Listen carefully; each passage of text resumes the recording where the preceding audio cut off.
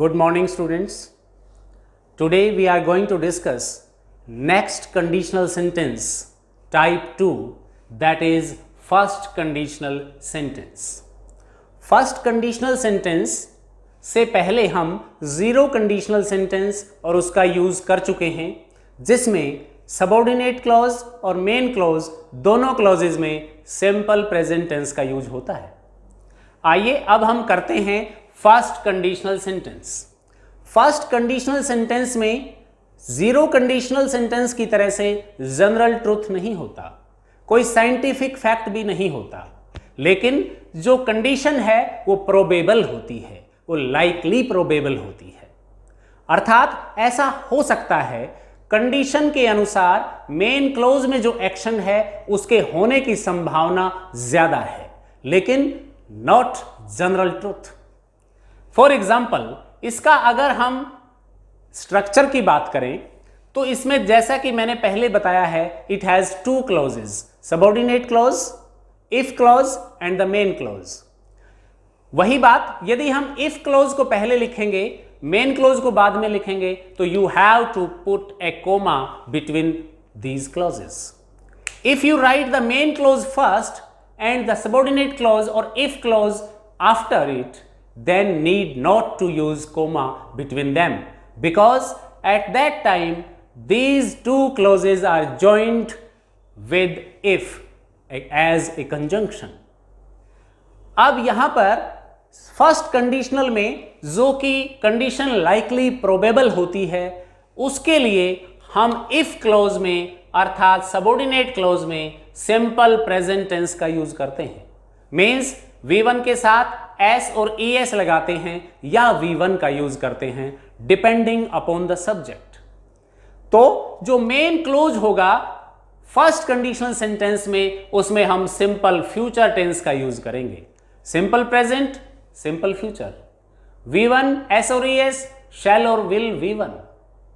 इस प्रकार से हम मेन क्लोज में सिंपल फ्यूचर टेंस का यूज करते हैं, सब्जेक्ट शैल विल और V1। इसके अलावा डिपेंडिंग अपॉन द सिचुएशन हम मेन क्लोज में मे, कैन, शुड आदि का भी यूज कर सकते हैं। यह बात तो हुई इफ क्लॉज और मेन क्लॉज की, जब फर्स्ट कंडीशनल सेंटेंस हो, मीन्स जो कंडीशन है वो प्रोबेबल हो, वो लाइकली हो, उसके होने की संभावना अधिक हो।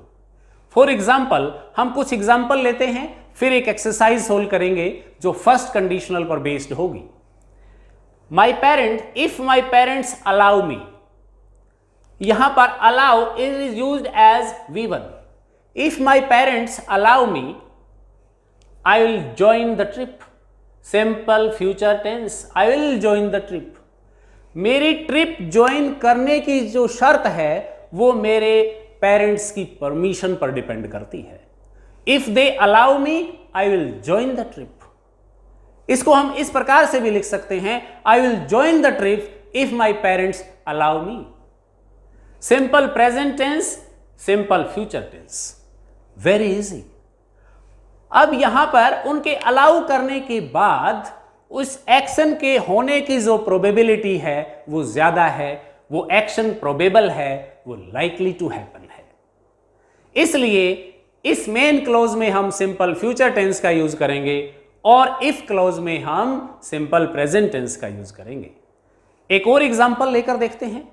If you open the box, for example कोई किसी के लिए बॉक्स लेकर आया and he says if you open the box you will find your watch.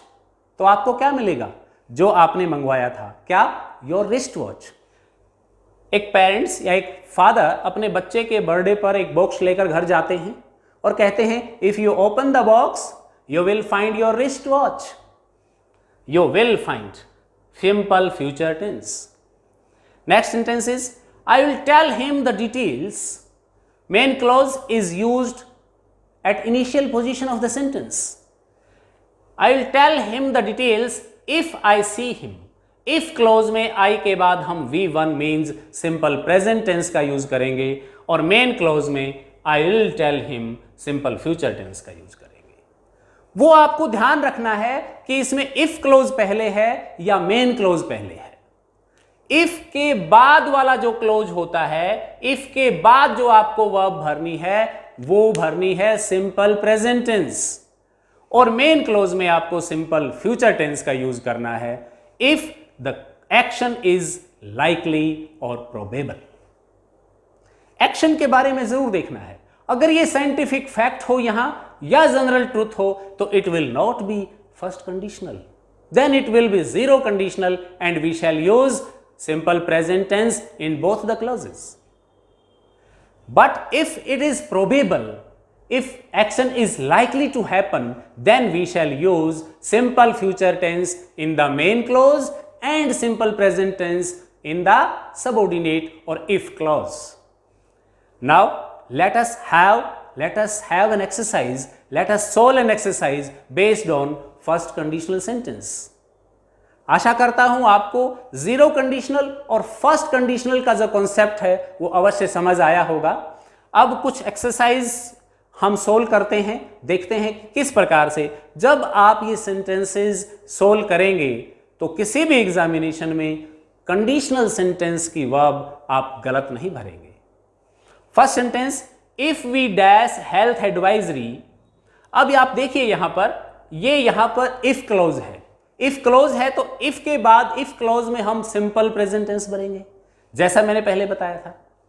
If we dash health advisory means follow, तो इफ वी प्लूरल सब्जेक्ट है, कोई S नहीं लगेगा। If we follow health advisory will keep कोविड-19 away, तो कोविड-19 जैसी बीमारी को हम दूर रख पाएंगे if we follow health advisory. इसको हम पहले भी लिख सकते हैं, वी विल कीप कोविड-19 away, we will keep corona virus away if we follow health advisory properly.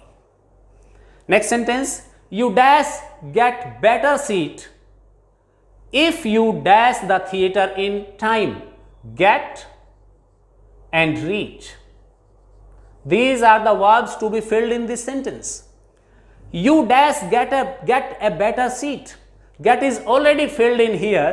Then if clause begins from here. It means this is a main clause.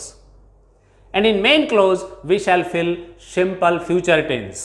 Means you will get a better seat if you reach in time. Simple present tense. Then we come to next sentence, I dash go to park if it rains.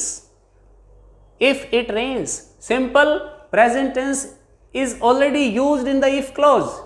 Use simple future tense in this main clause. I dash go to park if it rains. Not go, negative, means simple future negative tense. I won't go to the park if it rains. Next is, if you are in a hurry, यदि आप जल्दी में हैं, if you are in a hurry, यहां पर ये present situation है, simple present tense नहीं है, यहां पर प्रेजेंट सिचुएशन है, यूज ऑफ बी है, use of is am are है। Is you are in a hurry, you dash take my car, will और can, here we can use can instead of will. If you are in a hurry, you can take my car. You can use my car. The last sentence in this exercise is, if it is rather expensive. मान लीजिए हम किसी shop में जाते हैं और वो हमें कोई चीज़, हम ऑर्डर करते हैं कोई चीज़ और वो हमें महंगी लगती है, and we say, I don't like this or I can't purchase it. Then the shopkeeper says, if it is rather expensive, I can show you another one.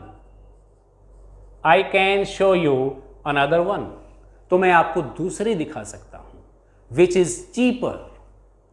इस प्रकार से हम फर्स्ट कंडीशनल सेंटेंसेस में सिंपल प्रेजेंट टेंस और simple future tense का use करते हुए या कैन और मे का यूज करते हुए हम इन वर्ब्स को फिल इन कर देंगे। You may get a better seat if you reach in the theater in time.